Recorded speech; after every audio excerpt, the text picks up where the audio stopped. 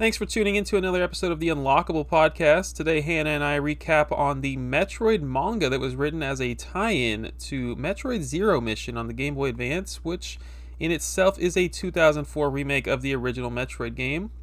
It's got 16 chapters that have all been fan translated, and you can find them online pretty easily if you're interested. This will be an episode fully comprised of spoilers, just FYI. Anyways, if this is your first time, go ahead and subscribe or follow us on your podcast platform of choice. If you like what you hear, give us a 5-star rating. Let's dive in.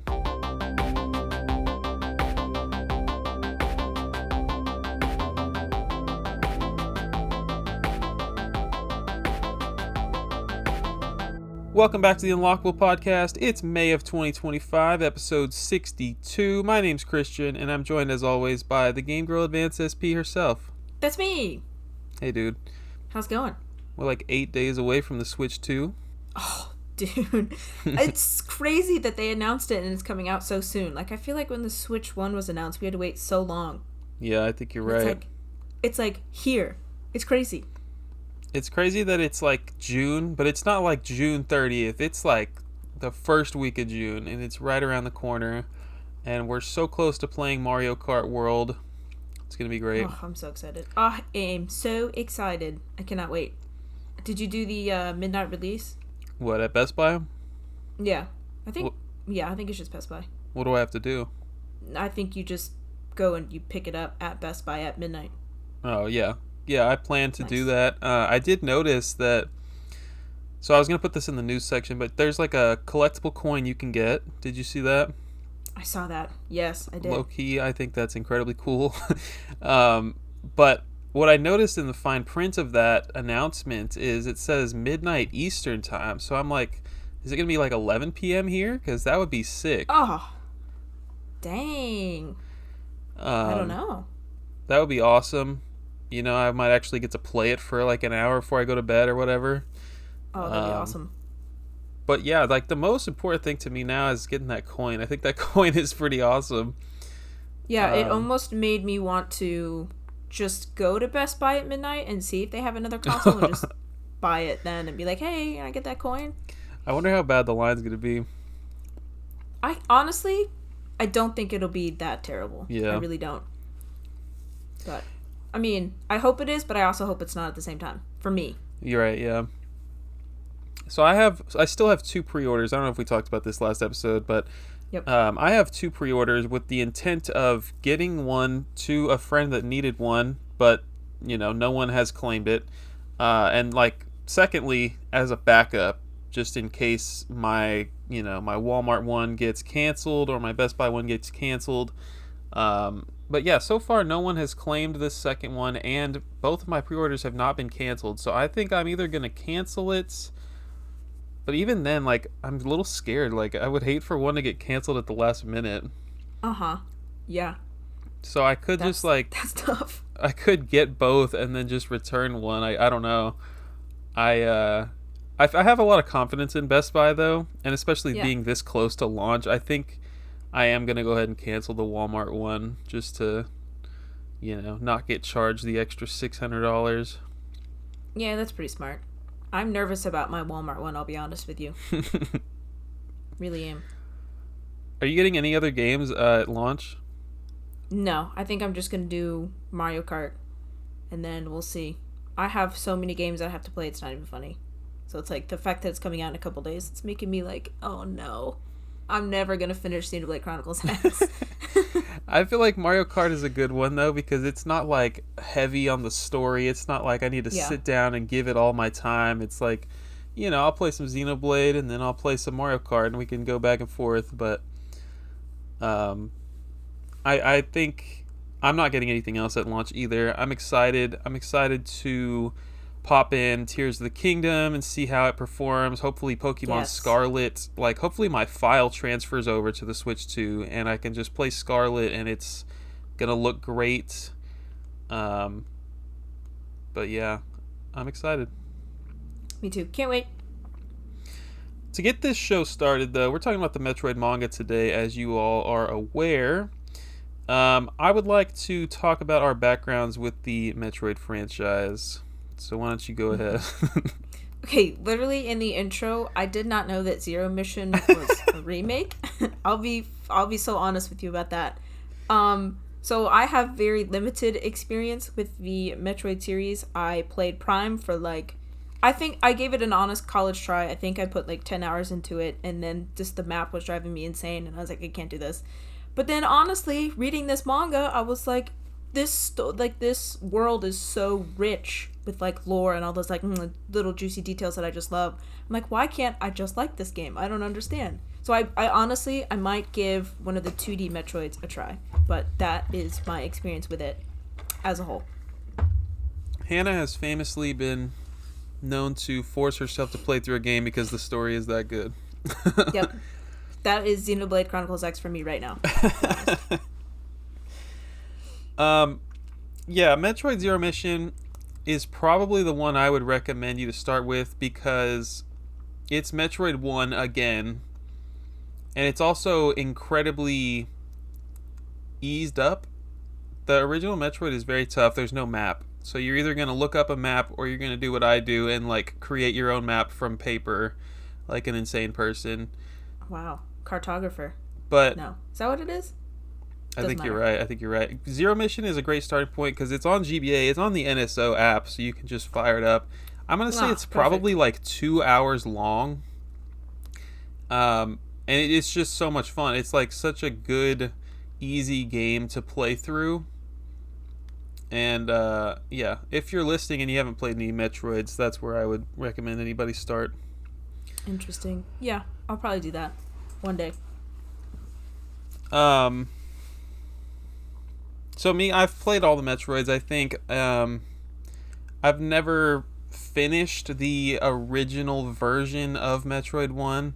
I've never played through completely Metroid 2, but I have played both of those remakes. But yeah, all the other mainline stuff I've done. I never played through Metroid Prime Hunters on the DS, which just, it's like a freaking FPS. It's a first-person shooter on the DS, and it's tough to control, and it hurts my hand, but I might sit down and force myself to get through it. And I think that's it. I think that's all of the Metroids. I've played all the Primes. I've played all the 2D ones. What about Other M? Yeah, that's the funny thing. Other M was my first game, my first Metroid game, which is insane. Because everybody hates it so much, you would think it would have turned me off from the series. But I like that game. My memory from 15 years ago is that I really like that game, but I need to give it another shot. That one's on the Wii, right? Yeah. Only? Nice. So, let's get into it. The release date. This came out in this. So this manga was made to promote Metroid Zero Mission, but it's not just like some little adaptation, like some little free book that you picked up when you pre-ordered the game. This is like a full-on manga that ran through January 2003 to May 2004. The game, it was Japanese exclusive. The game itself came out in America in February of 2004. Let me see real quick when it came out in America, because I have it pulled up already. I mean, when it came out in Japan. It was May of 2004. So literally the last issue came out of this manga, and then they released the game that same month. So pretty perfect timing there. But it was Japanese exclusive, meaning it was never translated into English by Nintendo or whoever made the manga, and so it was fan translated, and that's how Hannah and I read it. Yep. As for like why it was never localized, there's really, one can only speculate. There's no real like hard proof that like Nintendo thought it wouldn't sell well, or I don't know. There's no real answer to that question. But there is proof that Tokyo Pop was planning to release the manga in English in 2005, but it got canceled. Oh, I didn't know that. That's a shame. So the first two chapters, this is really cool. They were released as an e-manga in Japanese. In e-manga, I don't know if this is like a thing or if that's what they just called this, but the first two chapters got animated and had color and had sound effects, and like they were put into like a digital animated comic book on the internet that you could play through, like click through the pages on a flash player. Yep. And I think that's freaking cool. You saw this already? Yeah, I did. Yeah. You can still find the Shockwave files if you want to like flip through it yourself, or you can watch a YouTube video of someone who uploaded it. I skimmed through it. It's pretty freaking cool.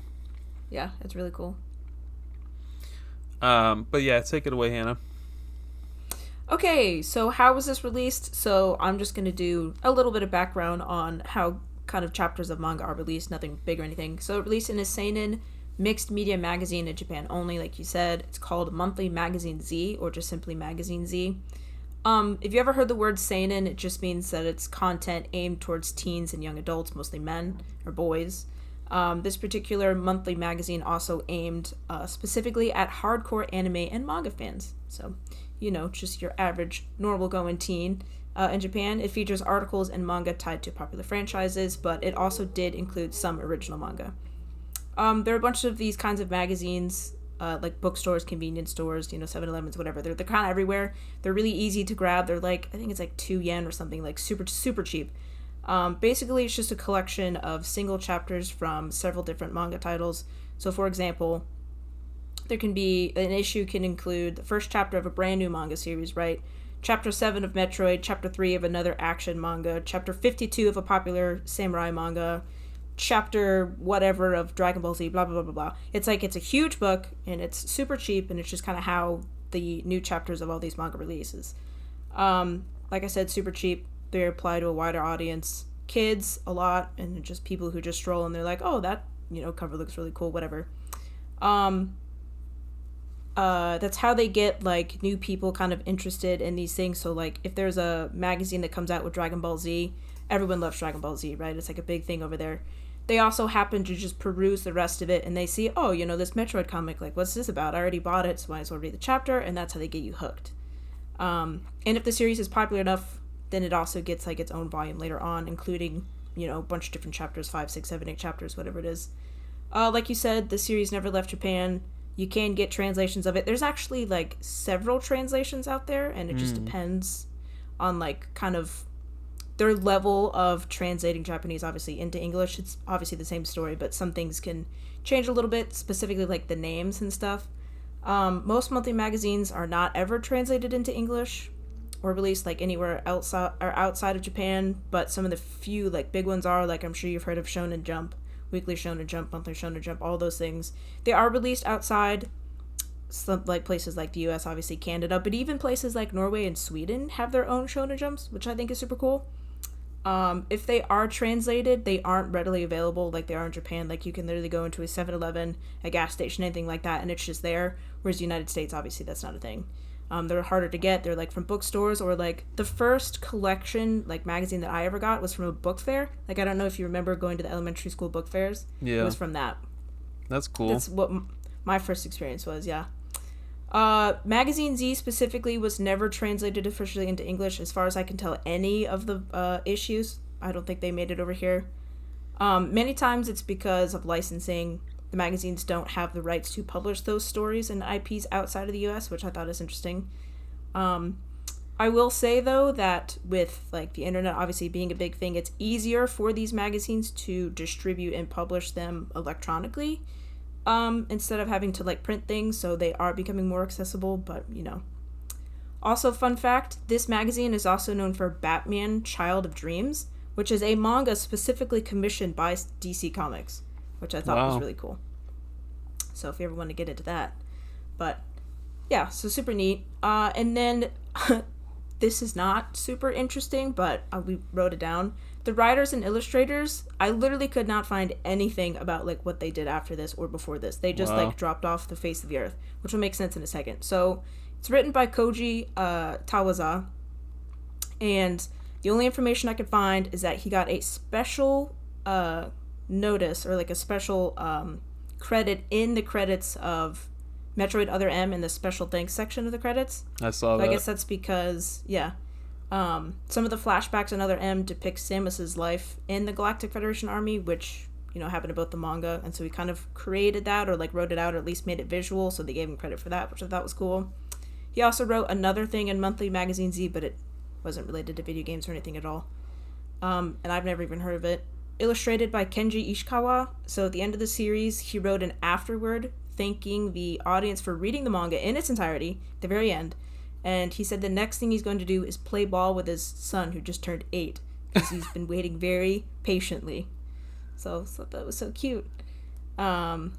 He also went on to write the Manga Guide to the Universe, which is an educational story teaching readers about the solar system, the Big Bang, and other space-related topics.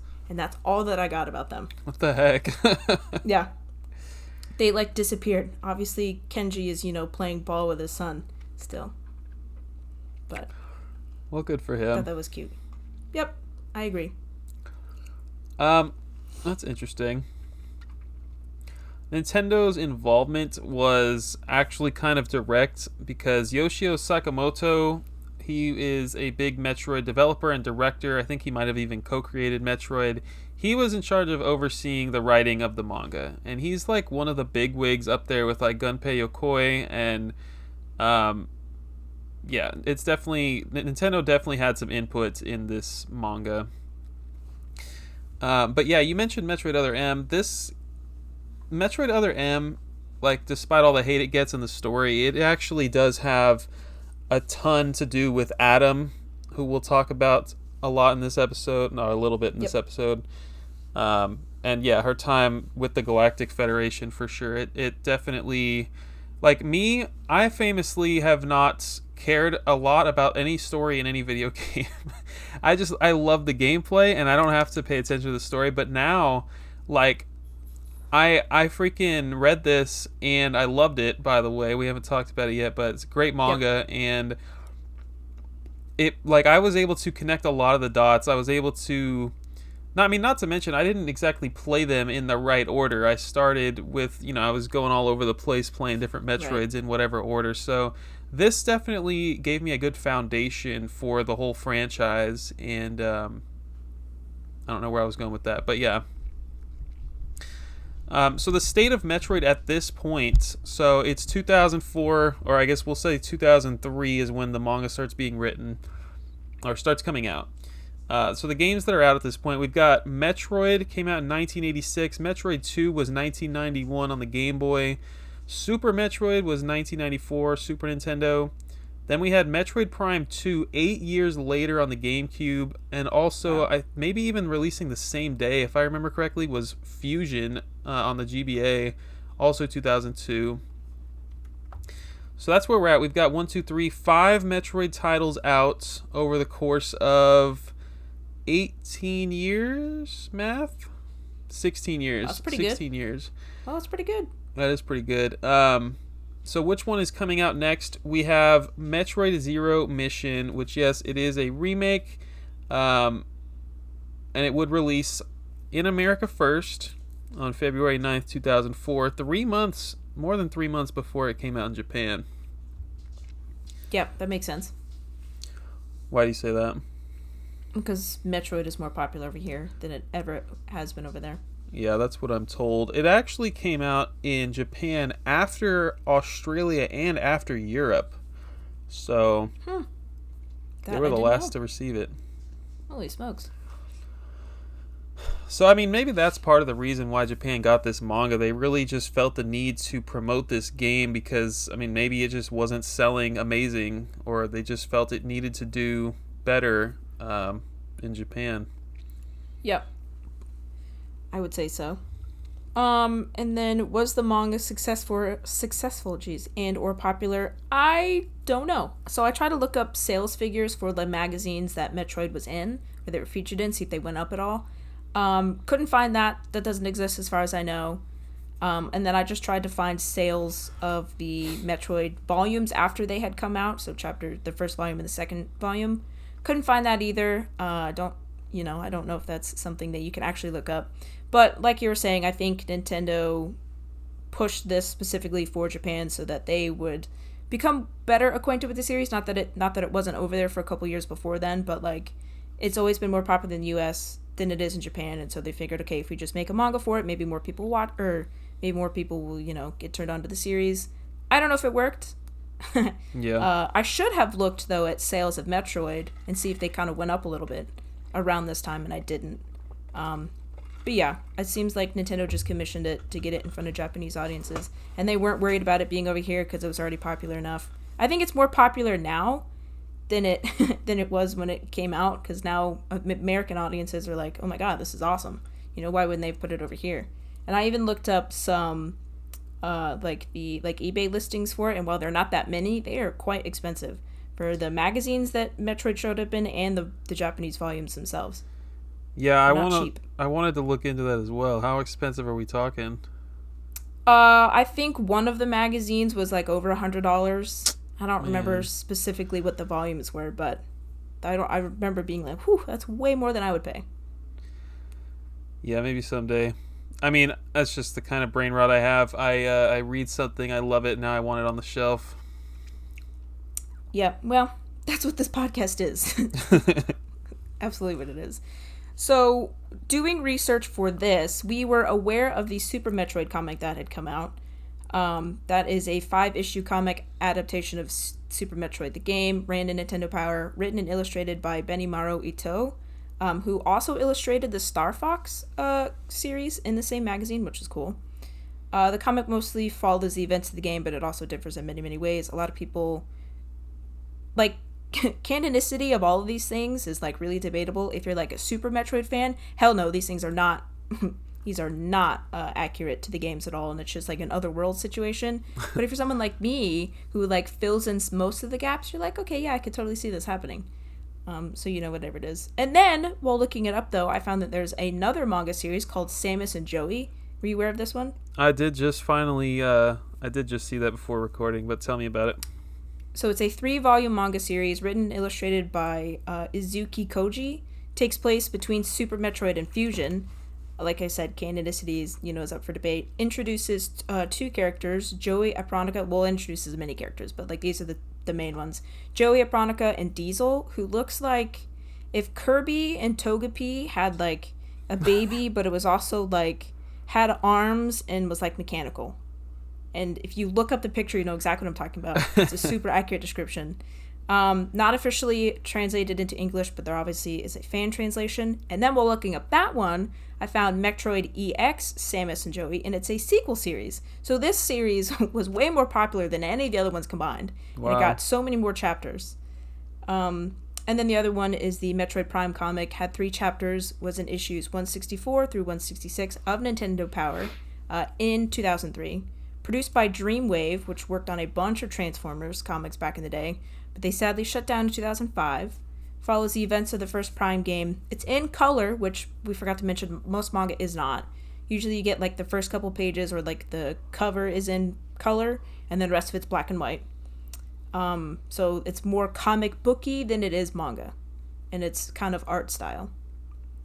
But pretty prolific Metroid is in the media of comics and manga, though.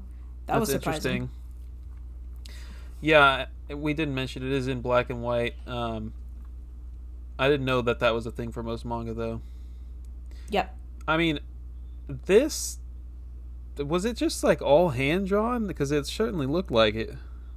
Yeah, so back in the day, and I don't know when it started to change, but now it's mostly digital and all that stuff. But manga back in the day, it was all hand drawn, which I think is freaking fascinating. You have someone sitting there drawing. Everything that you see was hand drawn by an artist. And that's only 16 chapters, which was a lot of freaking panels. I mean, that is a ton of and different weekly sketches. Too, which is weekly. Yeah, which is why. Yeah, I mean monthly. Yeah, which is why the poor man. I mean, most mangas are weekly. So those mangakas, which are the people who do it, crazy. Which is why he's my son has been waiting so patiently for me to play ball because I've been damn doing all this art. Makes sense. So, yeah, thought that was funny.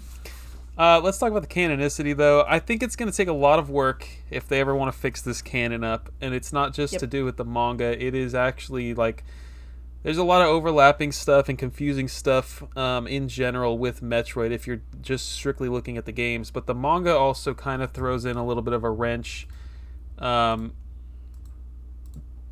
there's been some debate about whether the manga is canon, and Nintendo isn't exactly helping with this argument because I have a few examples here. But leading up to Metroid Other M, the official Nintendo magazine in the United Kingdom talked about the manga, and then they suggested people read the fan translation on this fan site called Metroid Recon. So Wow. that's pretty that's pretty damning evidence right there. If you want to say something is official, and you're gonna put that in the official Nintendo magazine. That is crazy. That's actually crazy.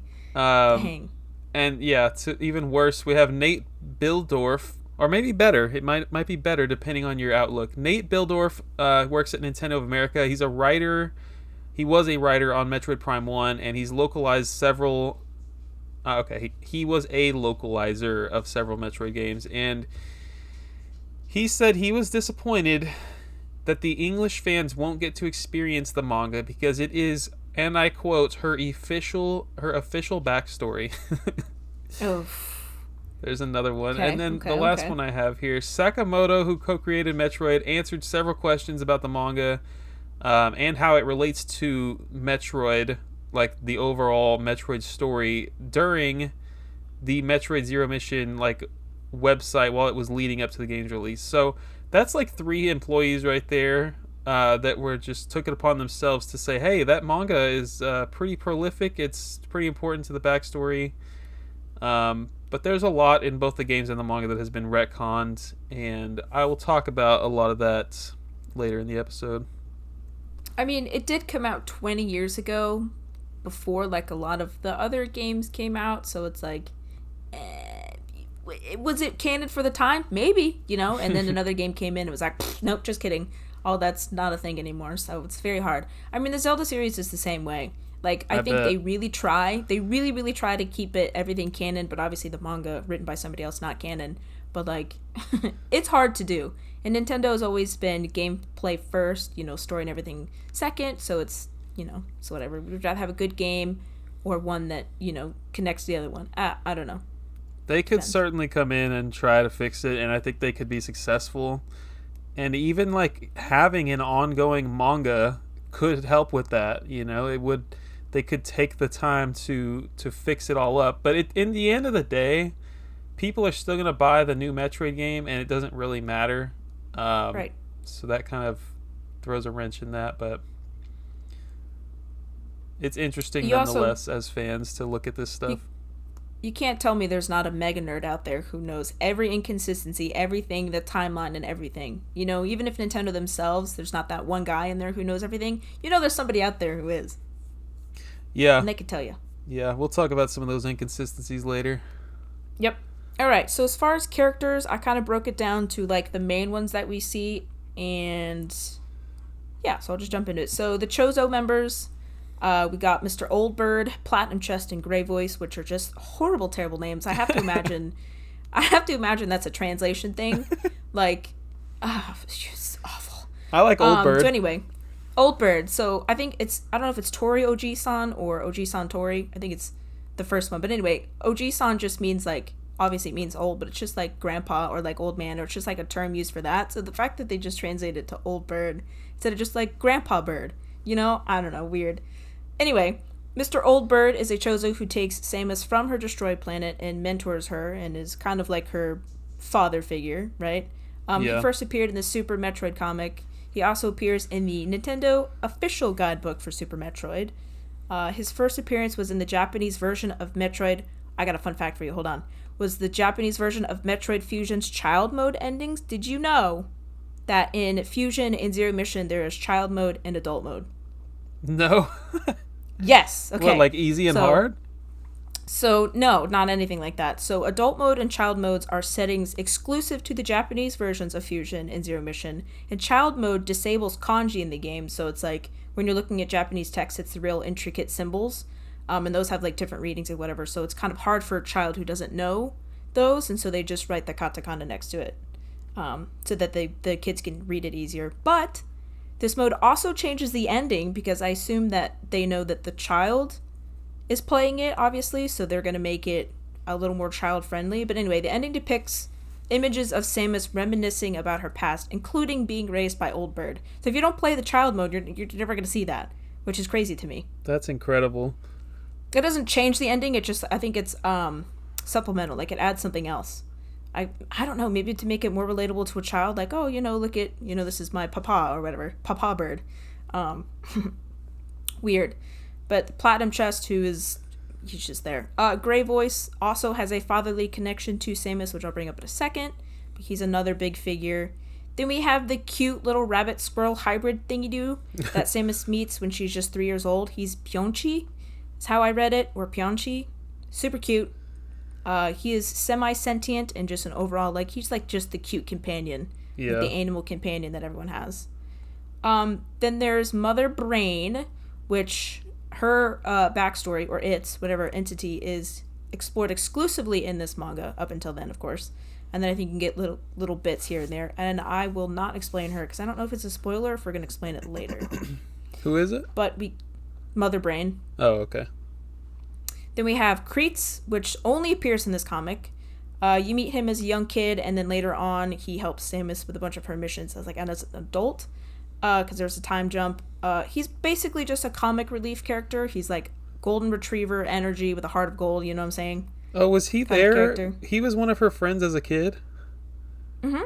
I didn't catch that. Well, not like as a child. Oh. But like there's a child, and then she grows up a little bit, and then there's a time gap where she's like an adult. Yeah, okay. So he's in like that teenager-esque area, and then as an Gotcha. adult. And then we have Mach, which is how I pronounced it, is another one of Samus's pals, only in the manga. He's like a giant monkey man, but is like super strong. Again, super heart of gold, right? You see him as a younger guy, and then he becomes a part of the Galactic Federation as a Marine commander. Yeah. And then, unfortunately, we never really get to see their fate, because dialogue between him and Kreitz on the last couple chapters imply that they go on to help Samus with her Zero mission, but like we never see her, or we never see from them again. There's Ridley, Virginia Aaron, and Rodney Aaron. Space Pirates, which are like in, as far as I know, every freaking Metroid ever.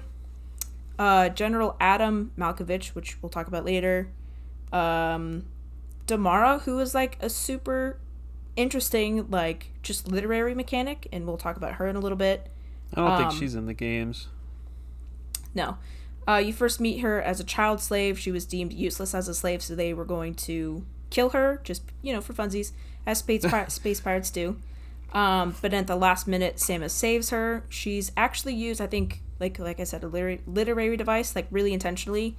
After Samus saves her, Samus was like hell-bent, like blood in her eyes, like gonna kill these pirates who tortured her, and then seeing Damara's face and how scared she was, she stopped. Like, Samus like froze in that moment. She's like, oh my god, thank you for saving me. I don't want to be, from being a cold-blooded killer. Like, thank you for stopping me from doing that, which was really nice. And then, years later, we meet the same little girl who's top of her class, smart as can be, going into the Federation Academy.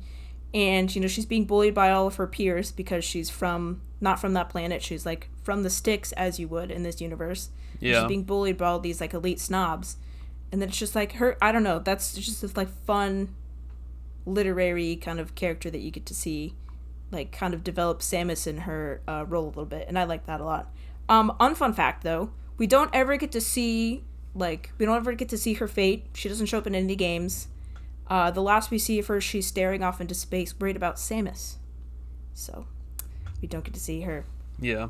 But, fun fact, character-wise, there is a man that looks suspiciously like Mario in one of the panels of the comic. So, it's specifically, and I'll describe it, on the left-hand side of the panel where Samus learns that the Chozo have arrived, this particular man has hat, gloves, overalls, a round nose, boots, a mustache, and a wrench. Can't tell me that's not Mario in that. Yeah, I didn't actually get to see that panel, but I did read that on the website. Yeah. Fun.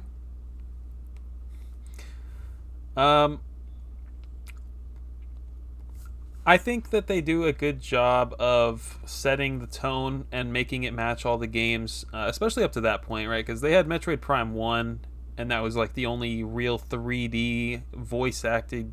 No, I don't think there was any voice acting in that game, but like that was the only real three-dimensional Metroid at that time. And as far as like setting the tone. I think they do a good job of making it a dark atmosphere, and there's only a small amount of like comedic relief, and it's not stupid. There's no like, I don't know, typical anime like sex jokes that you would see in there. Like there's nothing like Yep. that just like throws a wrench in the whole plot or whatever. Um, it's just that one guy. What is his name? Kreitz Yeah, or that Kreitz? guy. He's a funny guy or whatever, but he's there to help Samus, and he's a cool guy. But the story obviously is going to lead up to the first game because it is a remake of the first game. And Metroid and Zero Mission are the first one that you should play if you're going to go play them all in chronological order. So that's where we're at. As far as like where this takes place, it's on SR 388 and Planet Zebes. I don't know if it's ZBs. I'm going to call it Zebes. I also Um, called it Zebes. It's on Space Colony K2L, Planet Jigrad, and I think all of these might be in the Milky Way galaxy. That was my understanding. Oh, see, I did not know that. I'm most of these, especially SR388 Zebes. These are definitely in the games. Not sure about Planet Jigrad and Colony K2L, but with all of that out of the way, I think we're ready to dive into the story. Let's do it. So, I'm going to cover the first 7 chapters. Hannah's going to cover volume 2. Yep. Essentially, we start out with Samus returning from a mission in the present day, and she starts to reflect on her childhood, and that takes us back to the year 2000, and the Milky Way galaxy is quote-unquote moving into an age of prosperity. The planets of the galaxy all come together, and they formed the Galactic Federation, and I guess we're supposed to assume that there is life on the other planets in the Milky Way, and it's nothing like real life. Right. The planets are connected by a caravan, and to power this caravan, you need a mineral called a floraltite, which could be mined exclusively on this space colony that Samus lives on, which is called K2L. And if I say something that you think is wrong, let me know. Okay. We see Samus's father is a captain of a Galactic Federation mining crew on K2L, and he's working, leading various crews who are mining the floraltite. His loving wife Virginia comes to bring him lunch, and then the story pans over to Samus, who is a 3-year-old little girl playing in the woods with her friends. A Chozo ship arrives and requests a bunch of a floraltite be given to them, but they don't explain why at first, and it seems like you can't really tell if this is like a violent interaction or if these guys are, come in peace. And we find out that the Chozo are another race of creatures. They're bird-like people, and Samus's dad, Captain Aran, talks with this Chozo leader, Old Bird, before Samus runs in typical 3-year-old fashion and runs into Old Bird and interrupts the meeting, and Old Bird walks Samus back to the woods to hang out and chat. And it's not like a creepy stranger kind of way, it's more of like a loving old grandpa sort of way. Yeah. And he even tells her to call him Tori Oji-chan, which you mentioned that earlier, but there was a little subscript in the manga, and it said that this translates to Grandpa Bird. Yep. So Captain Aran and a different Chozo continue talking. I think that was Grey Voice who he continues talking to. Captain Aran says they have a great deal of respect for the Chozo, but they really need this a floraltite, so they need a really good reason if they're going to just hand it on over to the Chozo. And they never tell Captain Aran why they need it. They just apologize for being rude and leave. It's kind of abrupt. And then we see Ridley, who a lot of people know from the games. Right. He's watching the Chozo as they are leaving K2L, where this meeting was being held. And then one of Ridley's henchmen, Space Pirates, tells him that they scanned the area and found out that the floraltite is on that colony and that the Chozo are leaving without it. And so they immediately fly down there and steal the floraltite and start killing everybody on the space colony. Of course. this is crazy to me because Ridley doesn't talk. Ridley has some of the most dialogue in the whole manga. It really does not speak. It was very strange at first. Yeah. And he's got like the most animated facial expressions. It's Yeah. crazy. Like I don't think they could do that, but they nailed it. um Samus sees Ridley, says hi, we can be friends. After Ridley has come down and like killed half of the planet, Samus, being a cute little 3-year-old girl, walks up to Ridley and she's like, "Hi, we can be friends. Even though you look different than me, I'm accepting." And Ridley Aw. just like straight up is like, "Hey, you're cute, but heck no. Henchman, burn this place to the ground." And then he goes to kill her. And then we don't exactly see what happens, but it is implied that Virginia, Samus's mother, steps in and, I don't know, protects her daughter somehow. Yep. And then we see Captain Aaron aboard Ridley's ship. I don't know why Ridley needs a ship. I guess all the space pirates can't fly, so they need a ship. So Captain Aaron, he snuck aboard the Ridley ship, and he's gonna go try to get the Afluorite back. But he gets spotted by Ridley's henchmen. I'm going to just start calling them space pirates. They're space pirates. And Captain Aaron had called for help from the Galactic Federation in a few pages back. And he realizes that there's not going to be enough time for them to arrive. And he sees everybody's getting slaughtered on the space colony. And so he decides to shoot the Afluorite, which blows up Ridley's entire ship, himself included, sacrifices himself. And Old Bird returns to the colony at the end of this. This is all issue 1, by the way. Old Bird returns to the colony and finds Samus, the lone survivor. Dang. As a 3-year-old little girl.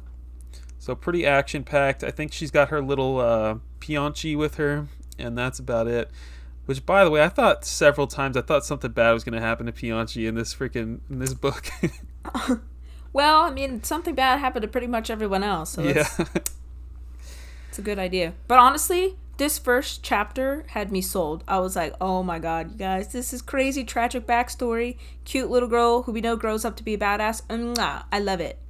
I was super into it. It was really good. The art, I mean, we'll talk about it later. The art is really good. I think they killed it.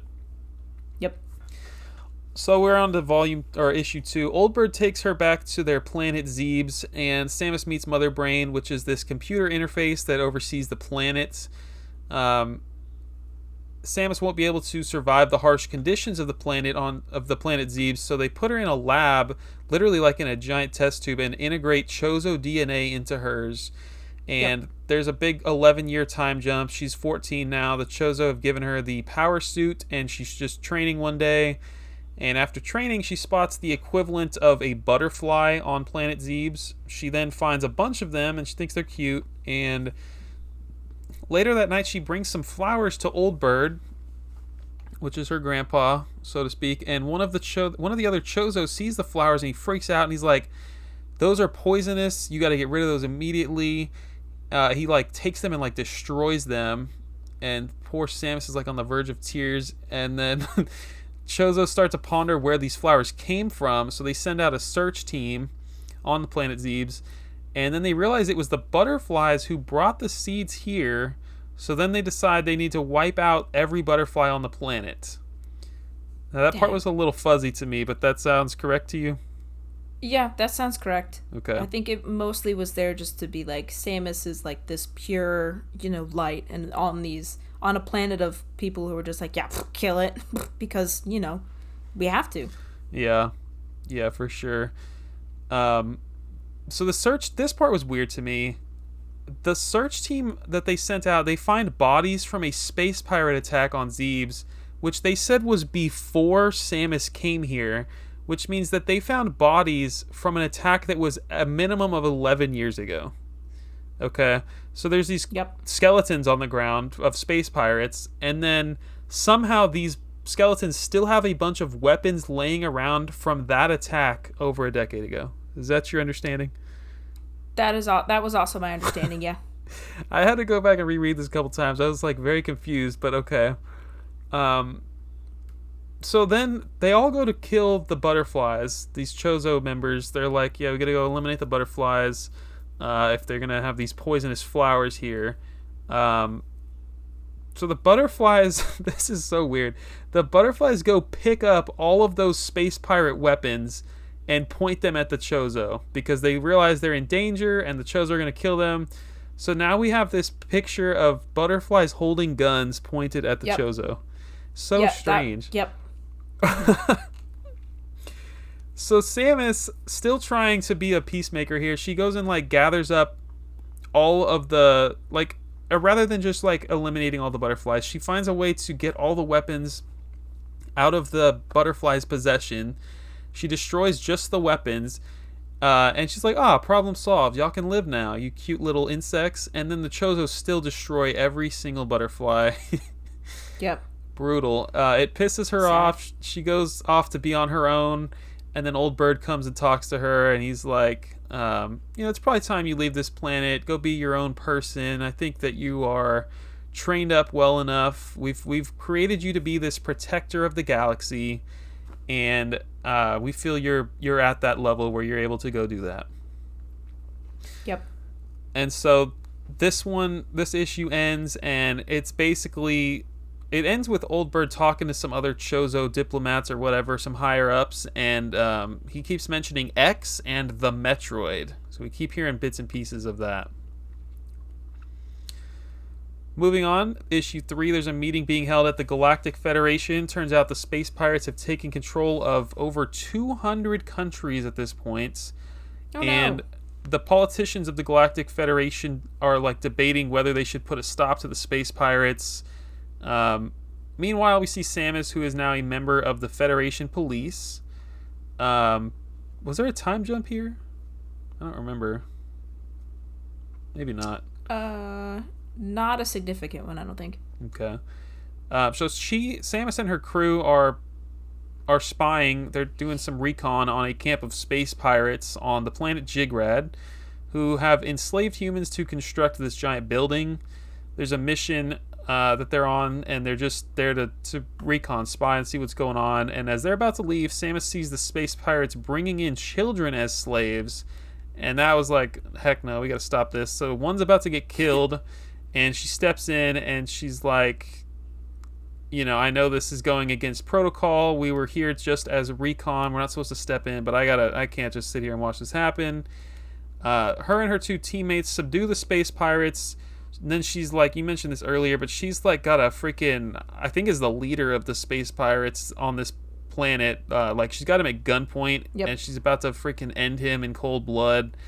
And then she thinks back to her dead parents, and then she hears that little girl, that name starts with a D. What was her name? Damara.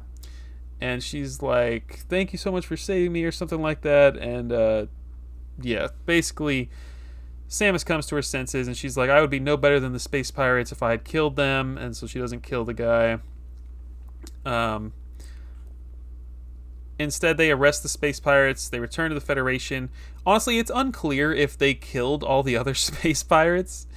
I don't know why it would have been any different if they just killed this leader, but I don't know. Maybe we're led to believe they arrested them all. Yeah, I'll believe that. I mean, or they just could have killed him. I don't know. I don't think you're arresting anybody in the games. I think you're pretty much killing every space pirate that crosses your path.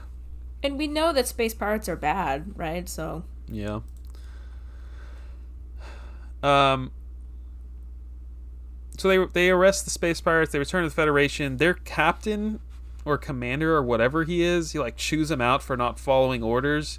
This guy has like such a minimal role, and he's just like so clearly like out of shape and doesn't look like a soldier at all. Like he looks like the chef at a bakery. It's kind of weird. But that's unrelated. Yeah. And then just for a second here at the end of the chapter, we get to see General Adam Malkovich. He's introduced for a second, which he's above Samus's captain. He's the general. He's a stereotypical looking military man. Yeah. Military general. You know the type. You know exactly what I'm talking about. The Federation, Chapter 4 now. The Federation holds a meeting where the people celebrate the victory Samus's team got on planet Jigrad, and they say they're going to keep taking down the space pirates. This was just the first one, and now they have every intent to keep attacking the space pirates. Old Bird, back on planet Zeeves, is gathering a small council of Chozo to show what he has learned about something that he calls Parasite X. It can consume an organism and shapeshift to replicate that organism. It was found by a research team that was sent out on planet SR388. Basically, what he's showing them is a hologram, or it's like video footage that he got from the research team on that planet. And it just like shows itself like looking like a blob, like literally if you drew a blob, that's what this thing looks like. It's just like this Like slime.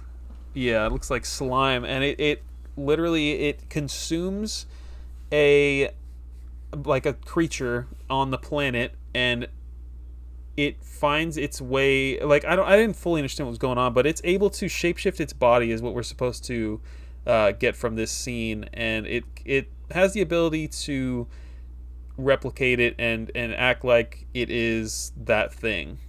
I'm over explaining this. You guys get it. Yep.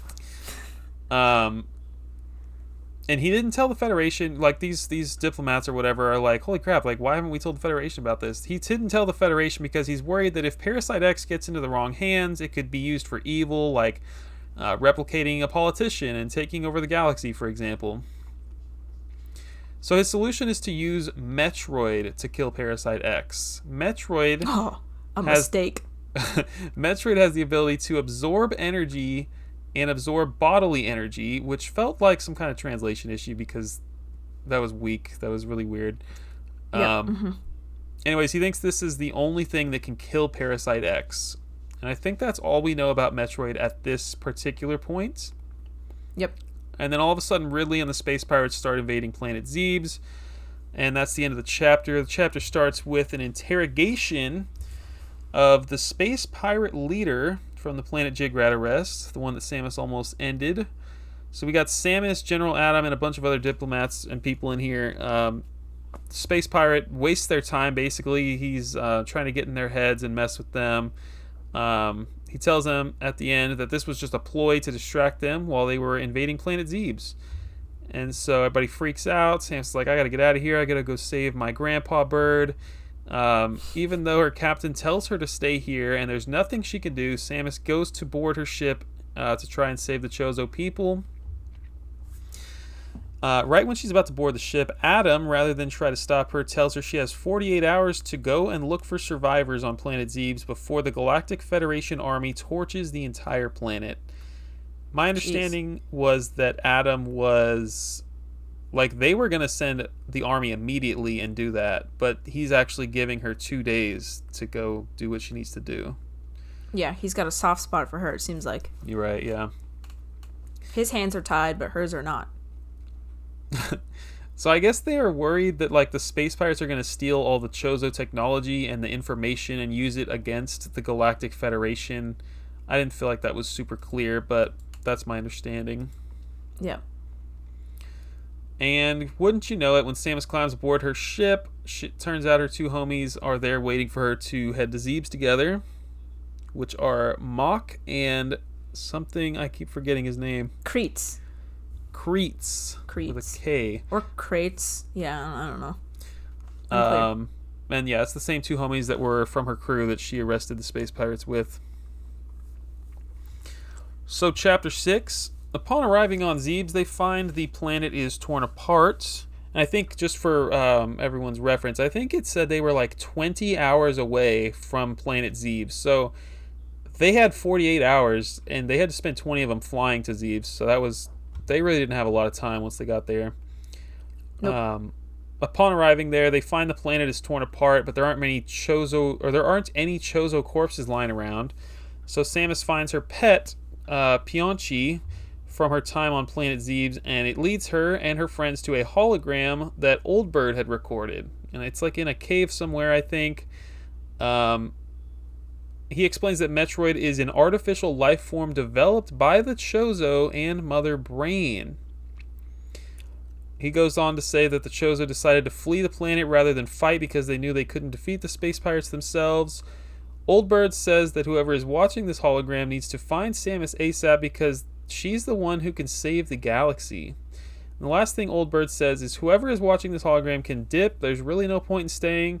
But then he also says, but there might be some prisoners and space pirates on this planet. So it was just like, yeah, you guys should leave. But, just in case someone as cool as Samus is watching, I'm going to mention this prisoners part.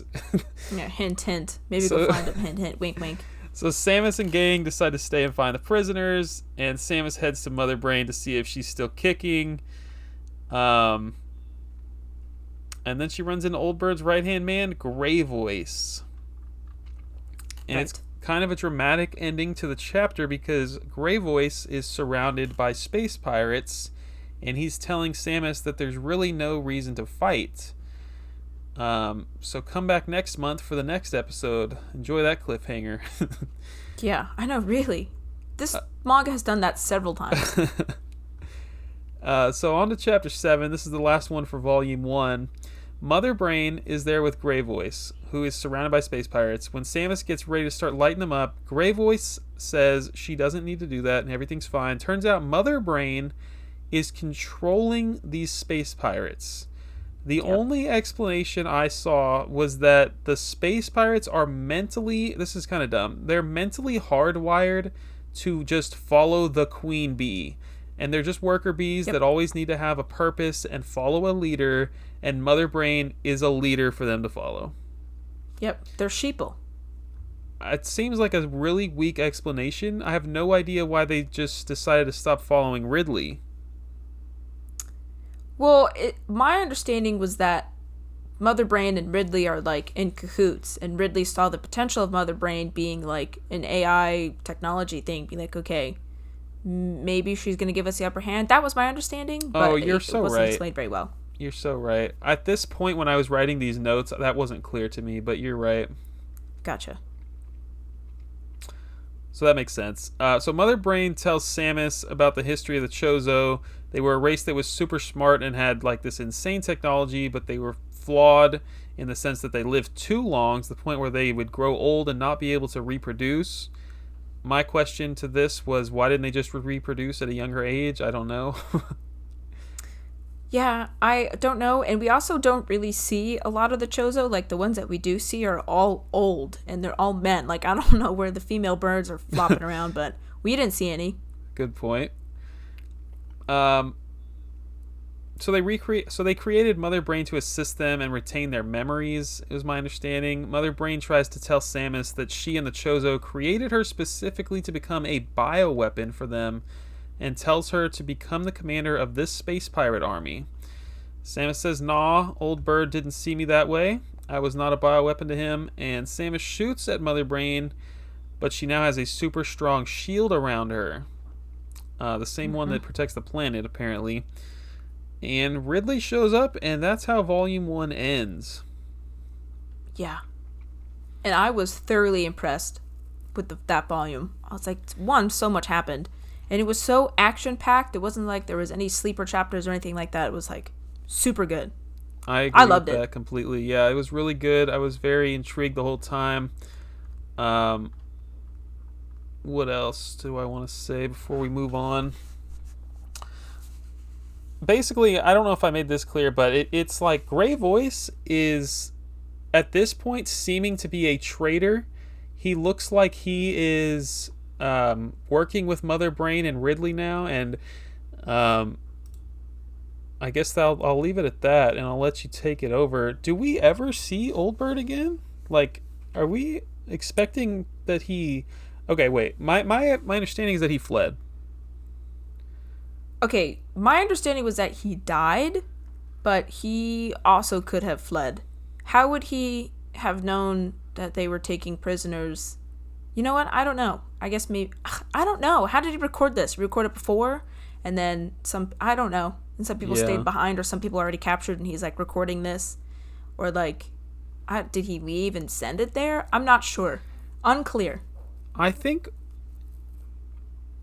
Yeah, I don't know. We're going to leave it at that. That's either a plot hole or something we just didn't understand. Yep. Okay.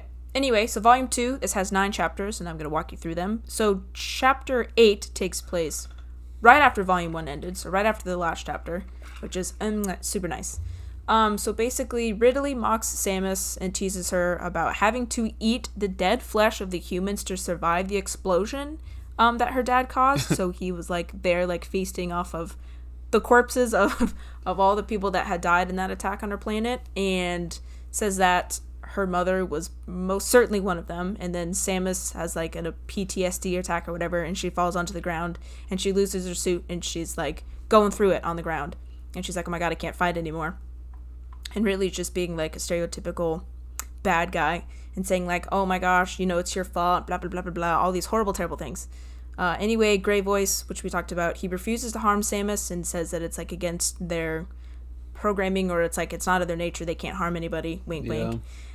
Space pirates used captured Chozo to adapt their bodies to the planet, so the same thing that Samus was going through. They put these space pirates in these test tubes, and they're like injecting Chozo DNA into them as well so they can survive the planet. Mach and Kreitz and Pyeongchi, which we talked about are Samus's allies, are behind the scenes trying to rescue the Chozo prisoners. Samus is brought to the same room as the other prisoners, and literally, and it's like a crazy close-up face screen or panel, is like, you gotta kill me. Like, please kill me, please, I've gone through some horrible things, kill me now. In her, like, PTSD attack. It's pretty dark. After living, it is horribly dark, it's scary. Doesn't feel like it's Nintendo like, oh anymore. No, it took like a huge dark turn. I mean, her parents being exploded, horribly terrible too, right? But this is just like uncomfortably close panel of her face, and she's like clearly going through it. So while living in her, episode, the Chozo helps Samus to recover emotionally, and of course she regains her resolve, and she's like, okay, I know who I am, I know I can do this, and she regains her suit back and her will to fight. And then plot twist here, you kind of mentioned a little bit, but Grey Voice was only pretending to be on board with Mother Brain in order to get her to trust him, but he is on, of course, Samus' side all along. He starts fighting her back and says that Mother Brain is just afraid of life and Samus' potential to be like the, what do they call her? The real savior of the galaxy, or savior something of the Earth, or whatever, great uniter or something like that. Ridley kills Grey Voice, and Grey Voice calls Samus his child, since we find out that it was actually his DNA that Samus was infused with that made her, enhanced her body a little bit. So they have like some connection there, which we'll see again. Samus escapes Zebs with help from the Federation army, who show up and destroy the pirate mothership. So basically, it's like a happy ending, kind of. Like, she regains her suit. Unfortunately, Grey Voice dies, but she has, like, this special connection to him, which we'll see again, like I said. The army comes in, destroys everything, or what we think, and then they leave. Happily ever after. But then, there is a time gap between the next couple of chapters. So a couple years go by, doesn't say how many. We just assume that everyone's a little bit older now. I don't know, 5, 10 years, whatever it is. Yeah. I don't know how Samus ages. I assume like a normal human, but I don't know. And Samus is now working as a bounty hunter. She thwarts a murder attempt, which I thought was super badass how they introduced her. So, like, the first couple things, you don't, like, see her. You see, like, glimpses of like, a figure in a trench coat and a hat, and you're like, oh, who is that? And then you get this whole scene of, like, this chairman is being, like, at a public inauguration, and he's, like, walking up, and then the cute girl, Damara, gives him flowers, and those flowers turn out to be a mimic, which is, like, a space alien attacky organism. And then Samus comes in all badass in her trench coat and her hat and freaking swipes it down, and you can see her arm, which is like a super cool reveal of like, oh my god, she's a person in the trench coat, whatever it is. I thought it was super cool because it didn't like focus on Samus at first. It focused on Damara, the other character that I was talking about, and then bam, Samus saves the day. Great. Excellent. Honestly, it did a good job of disguising her, because it was like, yeah, that's probably Samus, but just from what we know of her, like, she would not wear that. Like, it looked really feminine, and like, I was just like, I don't know, it was a cool scene for sure. I liked how they introduced that. I thought it was really cool. And then, of course, she gets to show off how badass she is and all of her skills and like whatever. Meanwhile, Mother Brain and Ridley are rebuilding the pirate forces and, of course, are planning revenge, because why not? Samus is recruited by Adam for a new mission related to the Metroids on SR-388. She accepts the Zero mission, which obviously is the game, to Zebs in order to settle the score with Mother Brain. On Zebs, Samus finds the planet overrun by monsters, and it's even more uninhabitable than it was before. So it's got like creepy vines everywhere. Kind of like, honestly, it reminded me of like the cordyceps, how it's like this, it kind of like branches out everywhere, and so like everything seems like really connected. It's like that. It's like overgrown jungle cordyceps, kind of freaky looking is how they kind of wrote it. And then she fights a monster named Kraid, but finds that her attacks won't work on him, and she starts to panic. She's overwhelmed, but then she hears the voice of Grey Voice kind of like resonating in her mind, even though he's dead, reminding her that she's not alone, and then gives her the Varia suit, which obviously we know about. With her renewed strength and new suit, she defeats Ridley and prepares to destroy the Metroids and Mother Brain, but of course that doesn't happen, thus completing her transformation into the iconic bounty hunter, and that's all we know. So she defeats Ridley, but like she doesn't kill him, which I think that was kind of left up for interpretation. It seems like she killed him, but obviously she doesn't, because he's back in like every other game. Well, and then of course Mother Brain doesn't die either.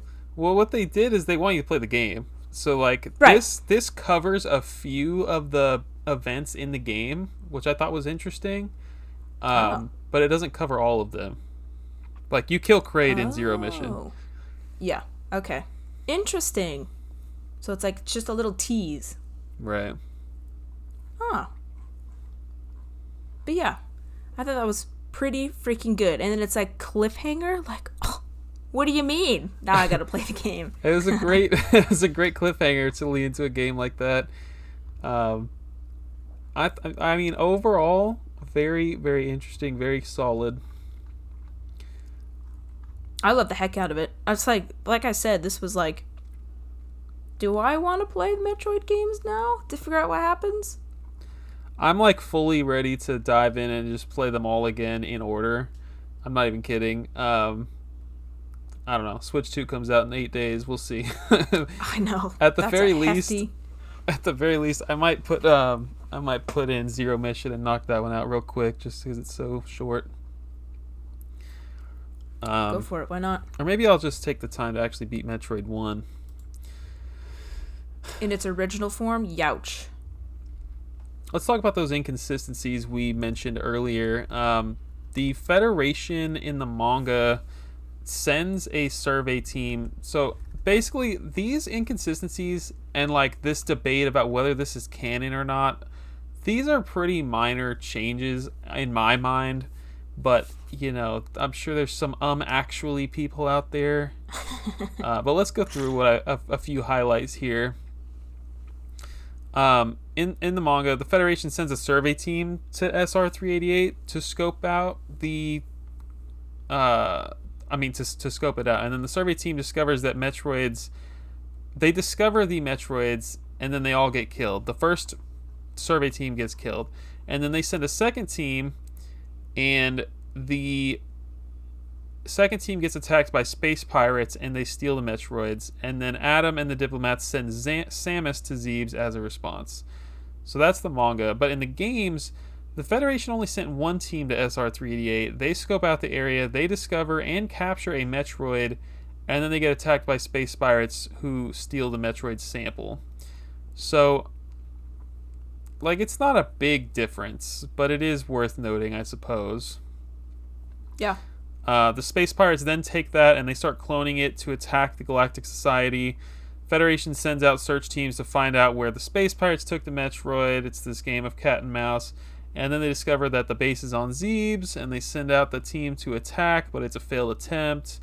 Whereas in Metroid 1, like, just another minor thing here, Metroid 1, this attack is actually by the Federation police, and in the remake, it's by the Federation army. So it's like just small things.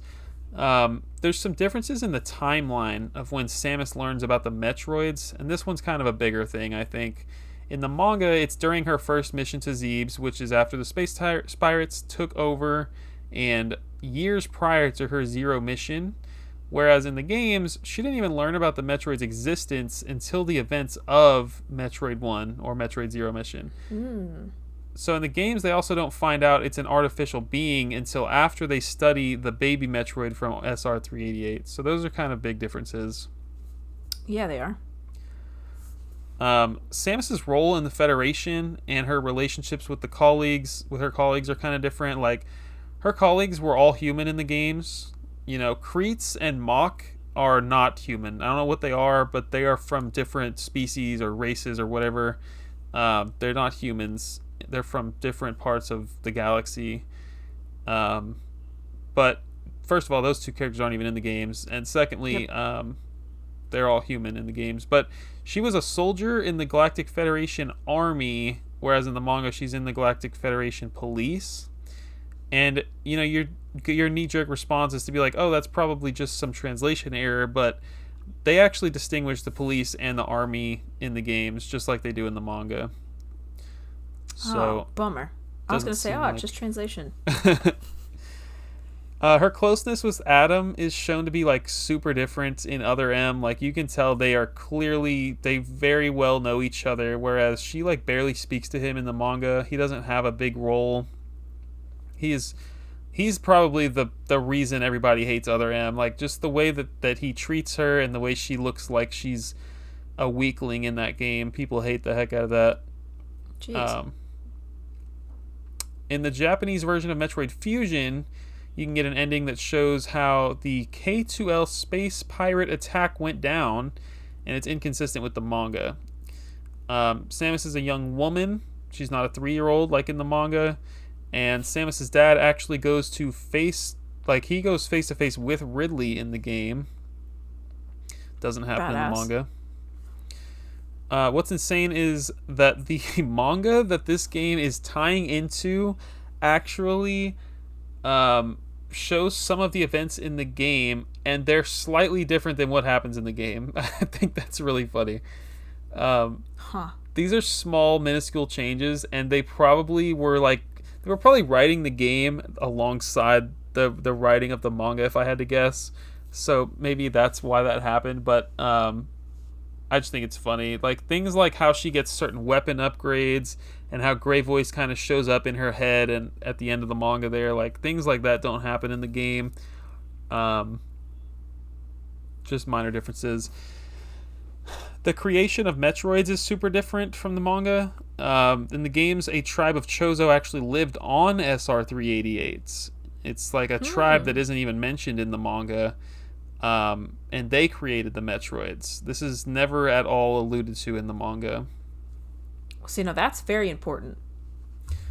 And in Metroid Dread, the latest Metroid title, Samus is said to be infused with Chozo DNA for the intent of turning her into a warrior. Well, it had nothing to do with her being able to handle the Zeeb's environment. Maybe that's just what they said, wink wink, and that was Mother Brain's plan all along? Right, like right? if you're... It's like, if you're retconning this, I mean, not retconning, if you're like working on this and stuff, then yeah, you would have to turn that into a, maybe it's just that they said that, wink wink, like that would be the solution there. It seemed like Mother Brain had ulterior motives. That was my thing. I forgot to mention during like the whole thing, it seemed like she had her own intentions throughout the entire manga. So like them not finding those drained bodies and all of those weapons on the planet that they live on was probably like, yeah, we don't need to go over there, it's fine. You know what I'm saying? Yeah. Like the Chozo were just so, I don't know, brainwashed by her, or just so obviously she's our leader, she's never gonna lead us wrong, that they just like they didn't even think to question anything that she said. That was my understanding. I thought that after. I was like, oh damn, Mother Brain, she's been behind this shit all along. It really would make a good anime. They should make that happen. Agreed. And yeah, if you're super interested in this stuff, the Metroid Fandom Wiki goes like super into the nitty gritty, talking about changes to people's uniforms and just like minute stuff like that. Yep. That's all I got. So I have some references to the games here. I too did not write all of them because some of them are so minor and so just like, whatever. But I did write the big ones, I thought. So the designs of Old Bird and Child Samus used in the manga are also featured in the Japanese exclusive endings of Fusion and Zero Mission, which I thought were interesting. These designs were introduced in the manga's first chapter, like we said, released in January 2003, which is a month before the release of Fusion in Japan. So they clearly worked closely enough with those teams to kind of decide that. The design of the Galactic Federation Council depicted in the manga returns in the intro of Samus Returns, which is interesting. So they just cherry picked what they liked from this manga and picked it. They're like, oh yeah, love this design, hate this story, you know? Now this one's going to be tough. But the military ship piloted by Adam Malkovich in the manga, named the VIXIV, which is not like you think it would be Roman numerals. That's just, I don't know what, is reused in the backstory of Other M. The designs and the name differ specifically, but in the manga, the full name of the ship is, get this, Federation Army Special Ops Battleship VIXIVIV. Okay. And Other M, it is Flagship of the Galactic Federation Army VIXIV. This in itself is a reference to the video game X, which features a ship of the same name, which was also directed by Yoshio Sakamoto. Oh my gosh. Fun. Okay, that game I learned from listener Daily Beating. X is it's like an early game that heavily influenced Star Fox. Interesting. It's full circle. So another thing, Samus having PTSD regarding Ridley, which is demonstrated in chapter 17 of Other M, was originally shown in the manga, like we talked about in her episode. The manga wasn't well known at the time, so it sparked a lot of controversy about Samus suddenly developing it even after defeating Ridley many times. So it's like, why would she have this PTS episode after facing Ridley for like the 12th time, you know, in Other M? But it really showed up in the manga. It's been a thing for a while now. The idea, and also PTSD just shows up whenever. It's not like, it's not a thing. Yeah. The idea that Samus was imbued with Chozo DNA was only alluded to in the American manual for Metroid Prime. The opening flashback to her receiving the DNA in Other M was derived from the part in the manga where she's, like you talked about, there's a panel where she's in a human-sized test tube in like fetal position, and she's like being worked on. And then also fun fact, or unfun facts, I suppose, some false references to the game, which I thought was interesting. Concept like the Metroid's artificial nature, the attack on K2L, Samus being raised by the Chozo, and Samus having Chozo DNA were not invented by the manga, but instead showed up, or at least alluded to, in other works like the 1994 Super Metroid comics, Super Smash Bros. Melee, which I thought was interesting, and the North American manual for Metroid Prime. So the manga did not create those. They were already in other official Nintendo sources. I bet there's like some really deep lore in the trophies for Metroid on Super Smash Bros. Melee. I always used to love reading that stuff, dude. It's so interesting, the things that they just like weave in there that like literally 5 people in the world are going to get, and they're like, yeah, that's it. That's my stuff. Heck yeah. But yeah, that's all the ones that I thought were interesting enough to mention, but there are tons. And you know, there's some mega fan, even we mentioned it, but Metroid database or whatever has tons of stuff. There's like it's a crazy open source for everything like that. I know we just like read the whole thing for you, but like it really was good. I would recommend it. I would also recommend checking out the 2 YouTube videos of the e-manga of this. Like if you're gonna read this, you might want to read those 2 that way. Like that was really cool. I wish I did that. I wish they did it for the whole thing and that it was still available and Nintendo like recognized it. Yeah. You know. Yeah, that'd be so cool if you could just like pull that up on your Switch and read through it. That'd be awesome. Opinions. I mean, let's talk about the story. Let's talk about the art. How did you feel overall? We've kind of mentioned it a little bit. I absolutely love the story. I thought it was really fun. I think that it appealed more to like our age range and like a more serious audience than like things like, I think Zoe, my gosh, Samus and Joey is more for like children. That was the vibe I was getting. This was not. This was very serious. It dealt with serious topics. Very topical for today. And honestly, it is the most interesting piece of Metroid content I have ever read. I've ever touched, you know, in terms of like deep lore and like just the way that they kind of explained these really intricate little pieces of, you know, detail and lore in the world. I enjoyed the heck out of it. I definitely enjoyed it more than I thought I was gonna. I didn't think it was gonna be this serious, this dark. You know, last Nintendo media related thing that we did was the Zelda show, which was just all jokes, you know. This might be like 15 years after that, and it was so serious. I mean, the fan translation had like heavy profanity. I don't know if the Yep, Japanese had it, but I I'm was sure. surprised. Yeah, I'm sure it did, but I was surprised to see that. Um, yeah, I'm always talking about how I like serious stuff. I like dark stuff. I don't really need my Marvel movies to have the comedic relief. I would so much rather like the Spider-Man films have like freaking like Venom and Carnage. Like Carnage is a freaking serial killer, and I would like him to be represented as something dark like that. And Mm-hmm. there's just so much there's so much comedy in movies these days, and there just always has to be that relief. This wasn't like that, and I was really happy to see that. I think Samus is a bad mofo for sure. I think that Heck yeah. she was represented well here. It was I've played all the games, but like I said, haven't. I learned a lot about the story that I probably would have known most of already if I had focused on the cutscenes and stuff. Right. But the art was awesome. I felt like there were some times where I couldn't exactly tell what was happening in some of the panels just because of the Mm-hmm. lack of color. Um, but yeah, hand drawing every single panel. I mean, it was so much, but it was so good, and like I think there's just a lot more to appreciate when it's not done digitally like that. I think that it's very impressive. And I really like the art style a lot. Yeah, and another thing I really enjoyed, like getting to see three snapshots of time and like in her life. Like obviously Mm, backstory is super important when developing a character, and that's something that we don't really see in the games. At least I never experienced with Metroid Prime in the 10 hours that I played it, right? Um, or whatever it was. But I enjoyed being able to see like where she develops as a character, which I think is why a lot of people don't necessarily like the manga, because you see her as like an incredibly vulnerable child and like some sweet, cute. She's a cute child. She's a cute kid who's like super pure and super innocent. And then like you just see the games where she's like a total fucking badass. And it's like, okay, well, she didn't start that way. She's these things about, not torturing animals or not killing anyone just to kill anyone, for the sake of killing them. I think that really leads, I don't know, into her character development. And I appreciate that a lot.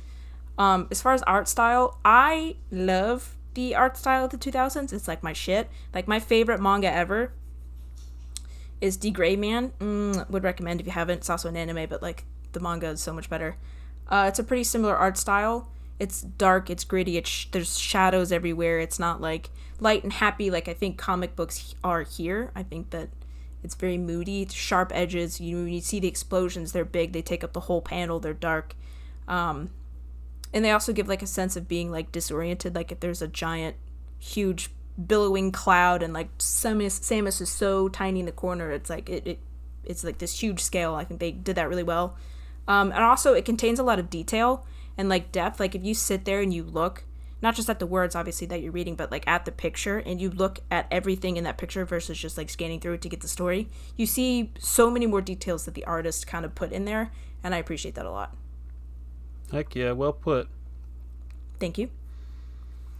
So even if you're not going to read it, maybe just scan through and check out some of the awesome art. I did share the Yeah, links. definitely. I shared the links on the Discord, and you can easily find them on Google. Yeah, just a quick Google search and they come up. A talking point we wrote down was, does Nintendo just want you to forget about it? I think we kind of covered Yes. that. I think we kind of covered that, but we, clearly some people, at least 15 years ago when Other M was coming out and when this manga was coming out and everything, like, this was something that higher ups at Nintendo referenced and told listeners to go and check out, which I think is neat. I'm sure they want you to forget about it now, especially because it has profanity in it. But it was like, I think that this would be. I would love to find out that this is canon. Like, I would love for the guy we mentioned earlier, the co-creator, to just be like, yes, this is canon. I don't know if we're ever going to get that. Definitely not. But that's something that they need to do more, I think, in my opinion. If anything, like, it doesn't even have to be so grand, or like it can just be like, and I think Star Wars does a really good thing of this. They mention something in a mainline Star Wars movie, and then they like take that whole little concept and they make it like a whole series. It could be something like that. It doesn't have to be with like the main characters. It doesn't even have to follow freaking Samus. It can follow Kreitz or Mach or like any other character, or Damara for all I care. Some tiny little character from a game or something, and then just expand upon that. It's the universe. You know, it's a Milky Way galaxy. You can make whatever they want. Yeah. Yeah, I wrote that down as well. Just like talking about should they continue making manga for other IPs? Like, I would love it if we just got some kind of backstory. It doesn't have to be, Samus doesn't even have to be in the manga at all. Like, I would love to just learn about SR388 or the Chozo people or, like you said, Mach. Like, just, you can do so much without even having the main character in it. And I think it would help build the universe a lot. I think you're right. Supplemental, and I know they don't do like manuals anymore, but like, could you imagine if they just included something digital to go with like the game release? It's like in the main menu, it's like, oh, you know, a manga leading up to this story, or like, I don't know, or something that kind of interweaves into this story. Yeah. How freaking cool would that be? Why or not? Honestly, what about like NSO if they had like a manga section that you paid for? They just kind of like integrated into it. That would be sick. Yeah. They won't, but that would be cool. I could see that. I mean, they do some weird stuff. We got the Nintendo Music app. They got the Nintendo News app now. That'd be cool if you had a manga dedicated app or something. That would be sick. With monthly issues coming out. That'd be pretty sweet. That'd be awesome. They could totally do it. I think we kind of talked about the theme a lot. I think that it already has been discussed and that it does align with the games really well. The theme, aside from a little bit of comedic relief in Kreitz, it was dark, it was creepy, the atmosphere was solid, and the weirdest thing in this whole thing was that Ridley was talking, though. Like, that was very strange. Yeah. A murderous. I mean, he definitely made sense with his character, what he would say. You're cute, but I'm gonna kill you anyway and eat you. Yeah. It's like, okay, of course. Yeah, he was a little bit unserious in that regard. But yeah, let's talk more about like Nintendo making IPs, making manga for their IPs. What would you like to see? So I know there already are a ton of Zelda ones, but they're not official. So like all those stories are not canon. They're made by somebody else. I don't think they're even commissioned by Nintendo. Anyway, a Zelda one, but like official. And again, you could follow not even the main characters, and that would make me so happy. I would also go rabid for a Xenoblade manga. That would be sick. Again, it does have to follow the main characters.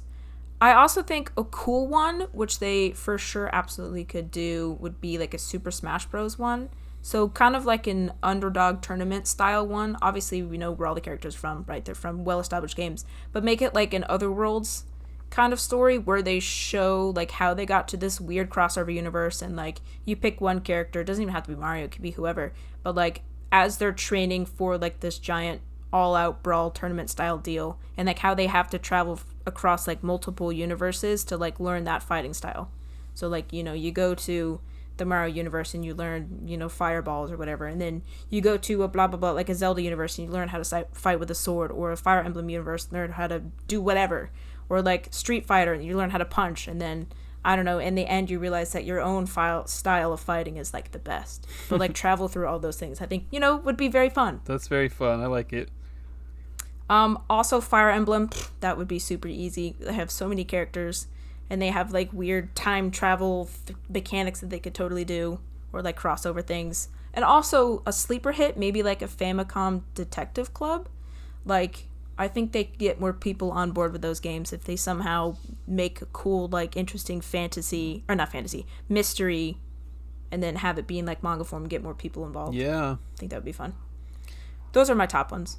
I think anything that's like not the animated cutesy stuff. I don't need a Kirby, Donkey Kong, Mario manga, but I think like F-Zero would probably be a good one. I think that they might even have some promotional manga or anime out there. I don't know. But like the back of the box of one or two of the games, like straight up, they made it look like manga, and there's like really cool art, and I think that would work great. There's plenty of anime dedicated to racing out there. I think that F-Zero would be a really cool futuristic one. Yeah, that would be neat, since we don't really see a lot of content from that. Zelda's a Games given. otherwise. Zelda and of Metroid are a course. given. Star Fox would be good too. Star Fox can be serious. Um, yeah, I think that any of the more serious IPs would be really good. I would love Yeah. to. I would love to read about it. I would love to just expand on these universes because what I just experienced in the last 24 hours with this Metroid manga was freaking awesome. Yeah, I crammed Yeah. it all in. Silly. But anyway, it just how beautiful they would like the art from that would look. Like every game has like its own specific art style, but like being able to translate that into something like a manga, I think would be really really it's beautiful. Like manga in my opinion is super gorgeous. Like every snapshot of a panel that I could show you, you'd be like, "Damn. That artist is crazy. That looks so good." Heck yeah. Well, we did ask the listeners what IPs they would like to see. We did, and I will be honest, there are only 2 replies on Instagram. So apparently the crossover from manga to video games is not very good. I'm honestly probably 50% looked like at that story and was like, what the hell is what's a manga? You know? So What was the question? I It was have, what game franchise would you like to see a manga for? yep, that's exactly what it was. Okay. So Amy Lou 0723 said Metaphor, which is a new one. Get out of here, dog. Dang. Metaphor, which is a new one that just kind of came out. That's also lends itself to like the anime manga style, so that would be cool. I wouldn't And be then good old Mora surprised Bros. if Persona or any of those Atlas types of games already has some type of. I think the Persona movies might even have movies or something. But yeah, Dude, I think that Persona's would be pretty crazy with the amount of content that they have just like all over the place that you don't even know about. And then Mora Bros said the Subspace Emissary from Super Smash Brothers Brawl. So I don't know what that is. Do you? Oh, I was gonna ask if that's where you stole the idea from for your Smash Brothers manga. It is not, because I read it after. That's just the name of the story mode that they had in Brawl. Did you ever play it? Oh. No. I don't think so. It's been like a good 15, 18 years now. But yeah, that's pretty much what you said. Like Oh, this dang it. intergalactic thing of like combining all the characters. I mean, it could totally be its own story though. I mean, I don't remember the story very well in that. I'm sure it wasn't too deep. That's a great one, Mora Bros. He said specifically the variety of characters and mysterious tale lends itself to panel storytelling. Dang it, you're telling me. And I literally, I took a picture of this today, by the way, so I didn't read anything until right now. Dang it, so you're telling me that people get paid to make these odd airs? Dang it. Dang it. You asked on Discord as well. We got Bitsy Link here says Sonic the Hedgehog. It might have had one in the past, but I'd love a full day modern shonen like manga for the series, especially since modern Sonic games are returning to their shonen-ish roots from the adventure era. That would be fun. I think Sonic would be a fun one to do, easy, like an easy one to do as well. I don't know if he's had any in the past. I know that he's been involved with Archie Comics for the longest time. But yeah, that seems like a no-brainer. Duh. Easy. The Fleo says specifically the Rare era Donkey Kong. Oh. I said I didn't want anything like animated like that, nothing unserious, but I think it'd be fun. I could see some DK Donkey Kong Country being interesting, but it would be so filled with comedic relief. Yeah, I was about to say, I feel like it'd be like the Mario movie and he's just like stupid kid jokes, you know? Gabriel Ravencroft says Star Tropics is the first one off the top of my head. I'd really love a new game too. The story for the 2 games we do have is compelling. Same with the Golden Sun series. Talk about a cool story. That would be nice. Golden Sun? Yes. I would much rather read that than play it.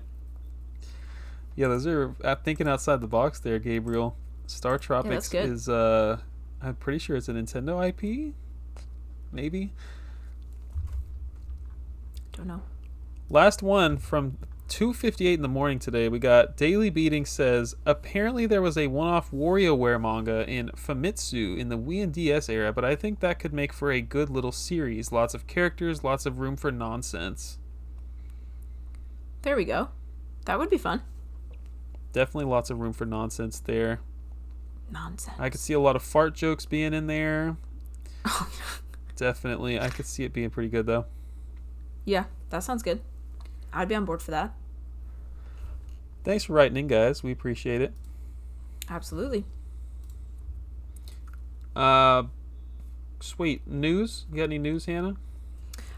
So while you were talking, I was looking. Yes. So the thing that I have is that the Pokemon Legends Z through A and of course the Pokemon Legends Z through A Nintendo Switch 2 edition have been slated for Thursday, October 16th of this year. That's when they will be releasing. They announced that today. And then they also announced that there's a Pokemon Direct, which is usually in February. And that one, I think, is in June. I don't have it pulled up just from memory. I think it's June 22nd, but I could for sure be wrong. The game comes out in October? It's July 22nd. I lied. I totally missed that. I mean, I saw that. Talk more about it. Sorry. Go ahead. I totally saw that the box art came out and everything. I didn't know that they got a release date. That's exciting. October, which will be fun. And then I assume they're going to talk about it July 22nd, not June. That's my bad.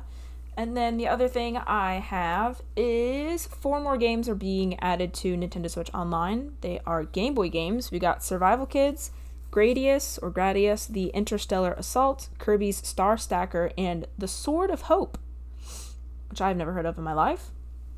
But it's an RPG, of course. Survival Kids, very expensive GBC game. So that's cool. It's a Konami title, yeah. And then we also got Killer Instinct Gold a couple weeks ago on N64. Ooh, I did see that. Is that one good? Have you played it? Never played it. Never played any Killer Instinct, actually.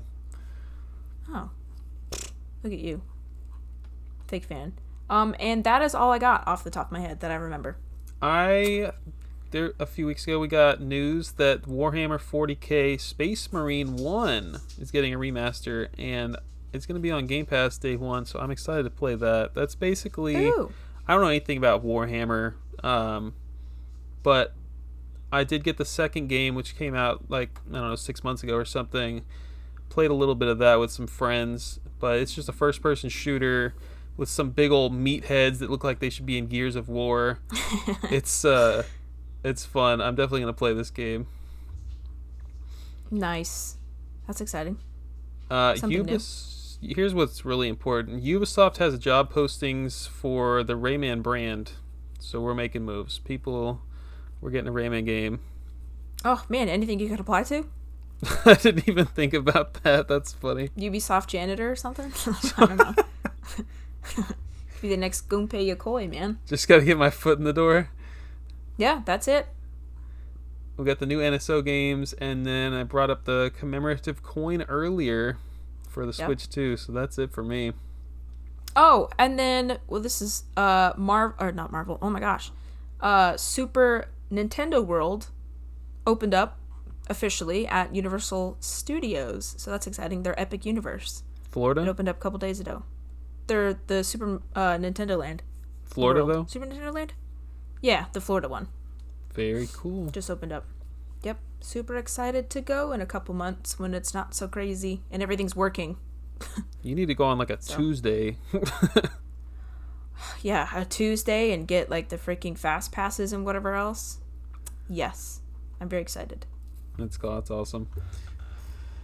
I bet they have some pretty sweet exclusive merch there. Oh, you darn right. I told you that their City Walk thing, which is where they have restaurants and all of their stores and stuff, they just opened up a Nintendo one, and there were so many fun things in there. Hats and cups and shirts and mugs and cool plushies and all sorts of fun stuff. It was awesome. It was huge. So much stuff to look at. So they probably have those Amiibo wristbands, huh? They do. And I am waiting for when the park is 1 year old to get those freaking gold ones. You bet your ass I'm going to wait in line for those. Wow. Yep. You been buying any games lately? It's Um. been a month, Hannah. No.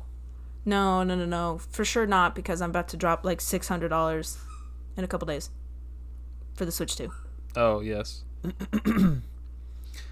I got Donald Duck Going Quackers. It's my 530th GameCube game, and apparently it's pretty good.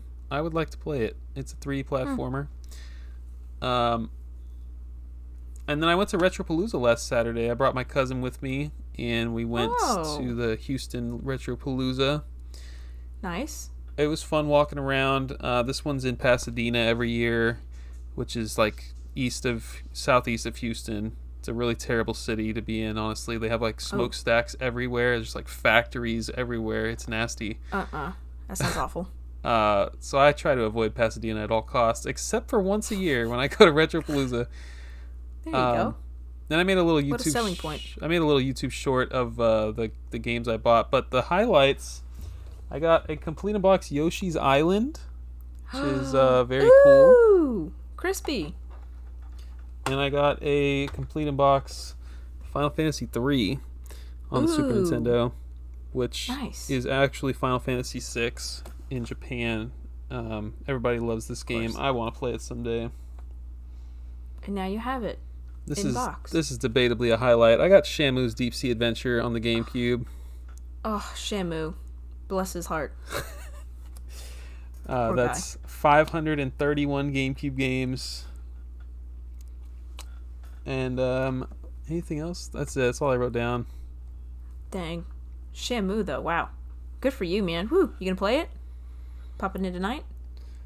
I will be too busy playing Doom: The Dark Ages, which is what I've been playing lately. You see that transition there? That was pretty good. Yeah, that was good. I set you up for it. Thank you.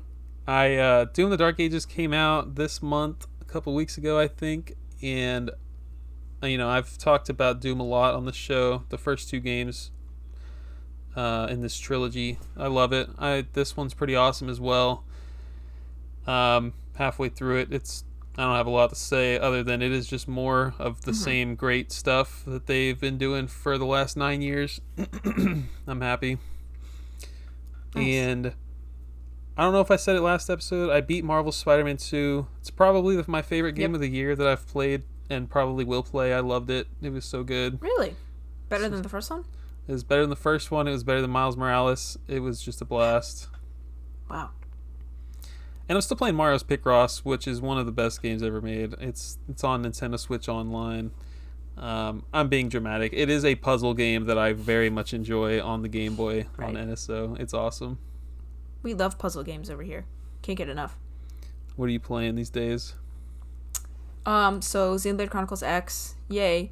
And I don't know if I mentioned this last time, but I've been playing Dead by Daylight, which is way outside of my comfort zone. I hate anything scary. If I didn't talk about it last time, basically I have two friends who play it and they're like, oh my god, you would love it. It's not scary at all. They're fucking liars. It's terrifying. And so they threw me into an online battle with them two, a random person and then a killer who follows you around to murder you gruesomely, by the way. I didn't know the controls, no idea what I was doing. The sounds are crazy. It's like you can hear your heartbeat, and there's like spooky music depending on like who the killer is. There's like Michael Myers with like the classic music or like horrible screaming, and like just it's so overwhelming. And you have to like power on these generators in order to get out. It's like fucking, it was crazy. Now I understand how to play because he like taught me specifically like how to get away from the killers and specifically the maps and doodly doo. Now I know how to play and it's not as scary, but like playing for the first 2 rounds was absolutely terrifying, and I was like, guys, this isn't it. Whatever gaming is, this ain't it. This isn't for me. But it's fun. I enjoy it now. And that's pretty much it. I keep saying I want to play Baldur's Gate, which is still true, but I know that when I start that, I won't finish Xenoblade Chronicles X, and I'm really trying. I'm on chapter 7 or 8, and I still don't have my giant mech flying around. Gosh. So I know. I think I'm like 50 hours in, or 40 or 50 hours in, and I still don't have the thing advertised on the goddamn cover. It's you having fun or no? Okay, so it's weird. I have fun for like a couple hours where I'm grinding and like doing things and doing like side missions and whatever else, and then it gets to like the part where in order to carry on the main story, you have to do this one affinity mission, and once you start the affinity mission, you literally cannot do anything else. And it's like the only way that I have found to get to this one specific point that it says I need to be level 30 to get to, fine, easy, whatever. The enemies around it are level 53, 52, 55. It's like, how on the freaking earth am I supposed to get there? You mean required level of 30? The enemies all around it are 50. That doesn't make any sense. So it's like, oh, why would they do that to me? And you can't just like run past them because they'll follow you and they'll kill you in one shot because they're that high level. It's just, oh, it does so many things well, and then the whole pacing of the game is horrible, and I hate it. So that's how I feel. Sounds like in 8 days you're going to have to put it into your Switch 2 and play it with better performance. I don't know if it's going to change the pacing at all, but it might look prettier. Yeah. So, but I am so excited, and I've been holding back on playing it because I want to see how it looks like on Switch 2, is Tears of the Kingdom. Because they showed so many of the like comparison videos when they were announcing the Switch 2 and stuff, and it looked so good. I was like, I have to play this, but I'm going to wait until I get it on the Switch 2. So I cannot wait to 100% that game like I did Breath of the Wild. So excited. That is good that you waited. That's pretty exciting. Yeah. So we'll see. We'll see if it was worth the wait. I'm sure it will be. Of course it will be. But I'm waiting. There's so many things coming out. It's crazy. Well, when I say new things, I mean like old games that are just newer. I look forward to playing Mario Kart with you in just over a week. I know. I can't wait to see how the online is. Not that Mario Kart online has ever been bad, as far as I know, but like, could it be better? I'm sure. Will it be? Probably not, but you never know. Yeah. Well, I don't know what June is going to hold for the Unlockable podcast, but rest assured, episode 63 will be out sometime in June. Thank you guys so much for listening. Anything else, Hannah? Always look at my story about this time of month where I post a question, and feel free to answer it in as much detail as you want, because usually the ones that have the most detail are the ones that I read. But honestly, I usually read all of them. But yes, definitely look out for that. And I think that's it.